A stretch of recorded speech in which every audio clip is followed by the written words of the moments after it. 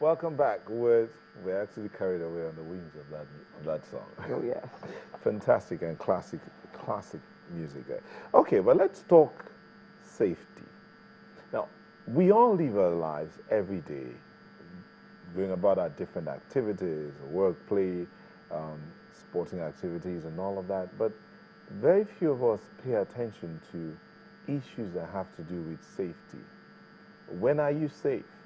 When is your safety threatened? Are you safer when you're in the house or when you're in the car? Are you safer when you're wearing certain shoes? Or what about safety in all ramifications? Well, that's what we want to talk about today.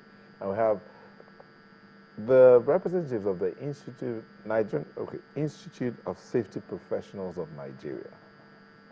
Otherwise known as ISPON. Otherwise known as ISPON. We have the chairman of the Lagos branch of the Institute of Safety Professionals of Nigeria, Engineer Timothy Iwagu. Thank you for coming. Thank you. I should have done this first.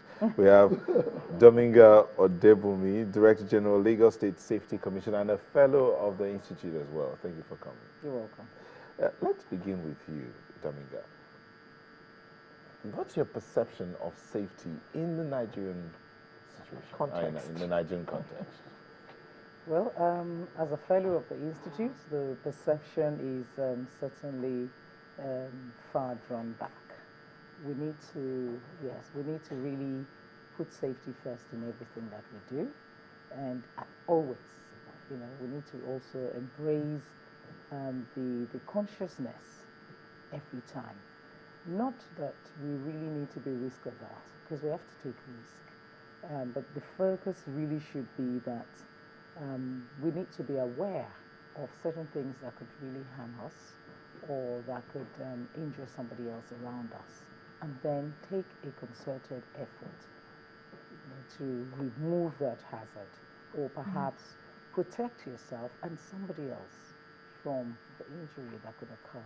But right now, we're very, very laid back on it. Mr. Nobu, is there any kind of training that we get when we're younger, like say primary school level, regarding our consciousness of safety? Yeah, safety, I think, has evolved as a culture. And some of the safety consciousness we exhibit today actually carried from early life. But is there any formal introduction to it while we're at school, that makes us be aware? Yes, basic hygiene. They teach you to wash your hands and not to maybe run when the ground is slippery or wet. All these are to prevent injury and form of harm or illness. And so we grew up hearing all this from parents. You can see some young girls who are able to maybe put off a little fire in the frying pan by picking up the lid and covering it. And when you ask, how did you know this? He will tell you, my mother did it some time ago, I saw it. But cannot explain the science behind it. Maybe the other thing will be, let's define safety. Is safety all about wearing the helmet or walking a certain way? What's safety? Safety is the absence of harm, and that is summarily speaking.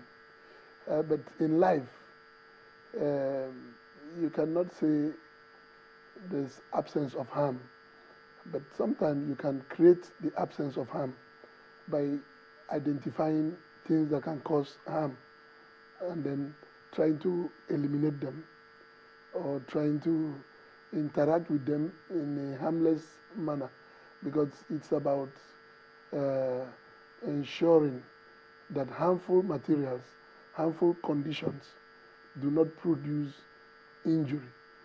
We cannot exclude harmful materials from our world, but the ability to interact with them without getting harmed is what safety is all about. Because even as you are walking on the road, vehicles are moving. Some of them may have faulty brakes. The tires may go. So there are some rules. Those pedestrians should move on the left side of the road so that they can see oncoming vehicles. All these are measures to prevent harm. Now, if you do not follow that, a vehicle that maybe lost control coming from your back, you may not see it. So we're talking of the absence of harm. When you are traveling, somebody says safe journey. It's wishing you a harmless trip. Yes. So the rest will be yours to ensure that the journey is actually safe. Yeah. But in our everyday living, we pay, it appears we pay less and less attention to this presence of harmful substances or even activity that could cause us harm. Why do you started by saying our perception level of safety and in these harmful substances is really low. How do you think we got to that point? Well, I guess if we look at human nature, you know, there's this instinct, especially Nigerians. You know, we Nigerians are very, we're very interesting, especially when it comes to the aspect of anything happening that will make news, that will draw attention. We like attention as Nigerians. And for you to be able to protect that or demonstrate that, you know, we alarm a lot. You know, so from there, it's driven us to the point that we've all become very reactive to things. And we make a lot more noise when things happen. You know, we alarm, we yell. Everybody needs to know that I saw it first. You know, it's a human nature, but then us particularly, you know, we just love this aspect of I heard it first and I saw it first. And so we're screaming, we're complaining, we want something. You know, there's so much noise about it, but what was that harm doing there in the first place? We've condoned that, we've overlooked it. Then again, I suppose, you know, the government also has some role to play in that aspect, because if we say that our own nature as Nigerians, we're very interesting, we're very reactive, well, can we not be helped? Because it's not necessarily a bad thing anyway, but, you know, we must come to a balance where we're able to identify things that could really harm us ahead. And if we go back in olden times, we will see that our parents, you really used to teach us a lot of those things. You know, the old folks' news and tales. You know, they would tell you all these proverbial things. Don't cross the you know, over a leg of a pregnant person. It's a precautionary measure. So it's always been there. It's just that really we've gone through as a nation very difficult times, and that's contributed to that. But how do you marry safety and health issues? They go together, right? Yeah.